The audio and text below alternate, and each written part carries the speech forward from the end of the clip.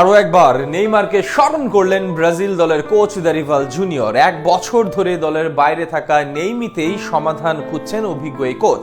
এছাড়া নেইমারের ফেরা নাকি ব্রাজিলের গতিকে করবে ত্বরান্বিত। একই সাথে কথা বলেন নেইমারের ইনজুরি আর রিকভারি নিয়েও। এই বছর ব্রাজিল দলের না খেলা নিয়ে সব মিলিয়ে নেইমারকে নিয়ে ব্রাজিল কোচের মন্তব্য ঘিরে বিস্তারিত থাকছে প্রতিবেদন। উরুগুয়ের বিপক্ষে বিশ্বকাপ বাছাই পর্বের ম্যাচ দিয়ে শেষবারের মতো মাঠে নেমেছিলেন। এরপর একটা বছর শেষ হবার পর বিশ্বকাপ বাছাই পর্বে আবারও উরুগুয়ের মুখোমুখি ব্রাজিল। তবুও নেই দলের সবচেয়ে বড় তারকা নেইমার।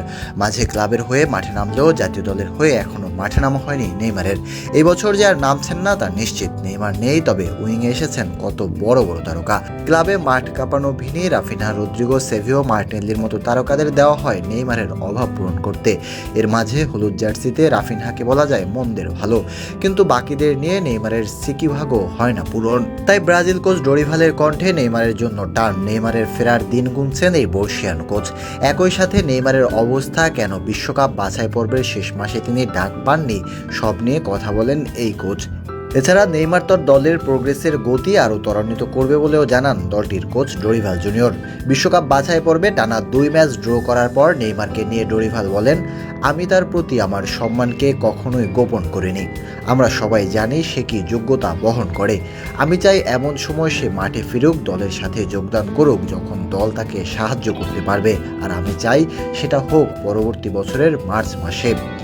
আমরা সবাই চাই সে সম্পূর্ণ ফিট হয়ে আসুক, কেননা আমরা সবাই তার সেরাটা চাই।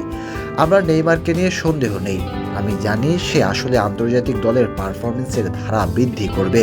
সে ফিরে আসুক, এটা তাড়াতাড়ি বলা হবে, তবে আমি আশা করি দলে ভালো করবে। যদি সে ফিট থাকে তবে সে দলের প্রোগ্রেসের ধারা বৃদ্ধি করবে। এছাড়া নেইমারকে না ডাকার কারণেও ব্যাখ্যা করেন ডরিভাল জুনিয়র। সেখানে ডরিভাল জুনিয়র বলেন, আমরা তাকে দলে ডাকার মতো অবস্থায় ছিলাম না। বিশেষ করে তার সাথে যে ইনজুরি হয়েছে তারপর আমরা তাকে নিয়ে খুব সতর্ক ছিলাম, কারণ আমরা তার অবস্থা পর্যবেক্ষণ করতেছিলাম। আমরা তার সম্পর্কে সঠিক সিদ্ধান্ত নিয়েছি। আমরা প্রথমে ক্লাবে তার অবস্থান পরিষ্কার করেছি, এরপর জাতীয় দলে তার ফেরার ব্যাপারে সিদ্ধান্ত নিয়েছি। সব মিলে এটা অনেকটা নিশ্চিত আগামী মার্চে আবারও ইনজুরি না হলে জাতীয় দলে ফিরবেন নেইমার। এবার দেখা যাক নেইমারের হাত ধরে ভাগ্য বদল করতে পারেন কিনা ব্রাজিল দল।